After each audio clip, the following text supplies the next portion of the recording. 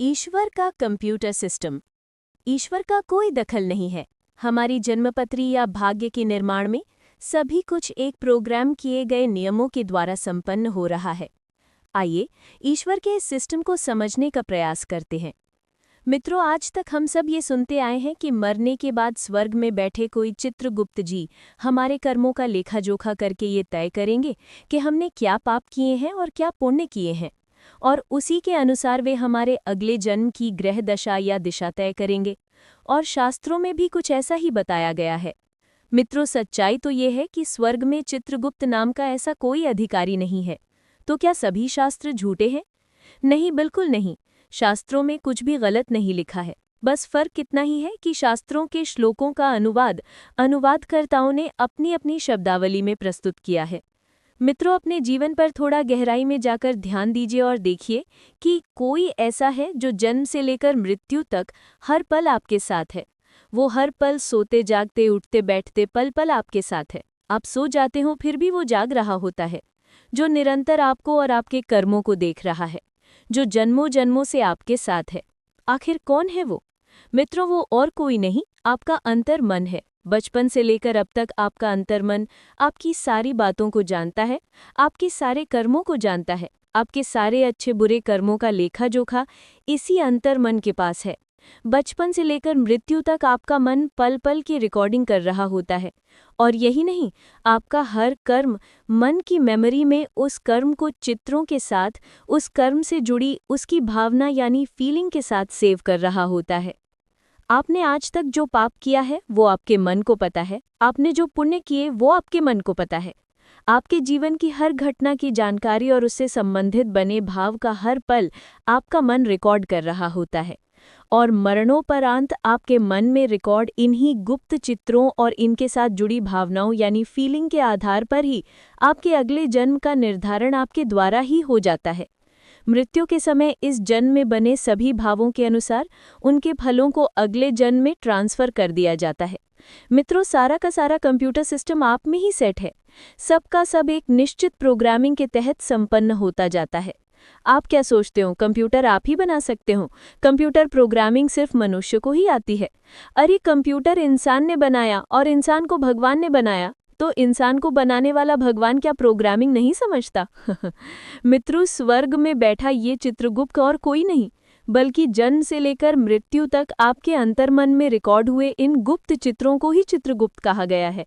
और इन्हीं गुप्त चित्रों के साथ साथ हमारे पाप पुण्य का भी ब्यौरा जुड़ा होता है, जो हमारे द्वारा ही डाला होता है। भाई, आप जो भी कर्म कर रहे हो वो आपको पता है कि कौन सा पाप है और कौन सा पुण्य है। जैसे आप झूठ बोल रहे हो या चोरी कर रहे हो तो आपके मन को पता है कि आप ये पाप कर रहे हो।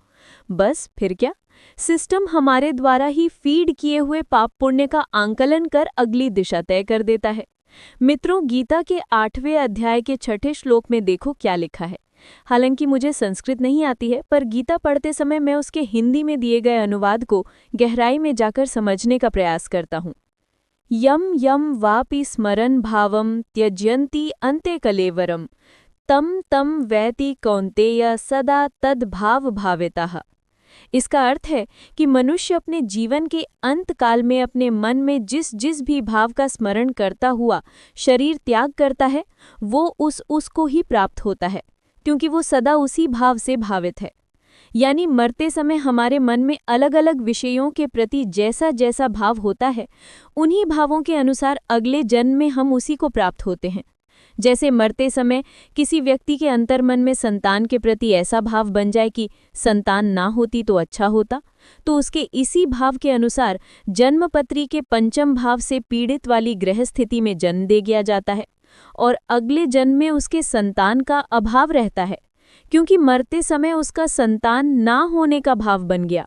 और अगर कोई व्यक्ति किसी दूसरे की संतान को देखकर मन में ऐसा भाव बना ले कि मुझे अगले जन्म में ऐसी आज्ञाकारी संतान मिले, तो अगले जन्म में उसे भावानुसार वैसी ही संतान का सुख मिलता है।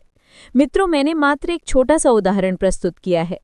अगला जन्म और जन्मपत्री के ग्रह नक्षत्र का चुनाव मात्र एक संतान संबंधी विषय के भाव से संपन्न नहीं होता, बल्कि मरते समय उसके अंतर्मन में जीवन के अनुभव से जिस जिस विषय के प्रति जैसा जैसा भाव बनता है, उन सभी भावों के अंत में जो फल निकलता है, उसी के अनुसार नियमों के आधार पर जातक स्वयं अपनी जन्मकालीन ग्रह नक्षत्र स्थिति का चुनाव कर सटीक समय पर उस जगह जन्म लेता है जो उसका भाव होता है। मित्रों, इन जन्मकालीन ग्रह नक्षत्र स्थिति के चुनाव में ईश्वर का कोई दखल नहीं होता है। ये सब का सब सिस्टम और नियमों के मुताबिक ही संपन्न होता है। मित्रों, एक बात ध्यान रखें, यहाँ संतान संबंधी मैंने मात्र एक छोटा सा उदाहरण प्रस्तुत किया है, पर इसके अलावा और भी बहुत से कारण होते हैं जिनसे संतान का अभाव रह सकता है। मित्रों, मेरे शब्दों में कहूँ तो मन की माया बड़ी निराली है। मन ऊर्जावान है और इसका ध्यान जिस ओर होता है, ऊर्जा का प्रवाह भी उधर ही हो जाता है। संसार में जो भी कुछ घटित हो रहा है, उसका मूल कारण हमारा ध्यान है। मित्रों, अब तो आपको समझ में आ गया होगा कि हमारे जन्म और जन्मपत्री के निर्धारण में ईश्वर का कोई दखल नहीं होता। सब कुछ हमारे द्वारा ही संपन्न होता है। जय जय श्री राधे।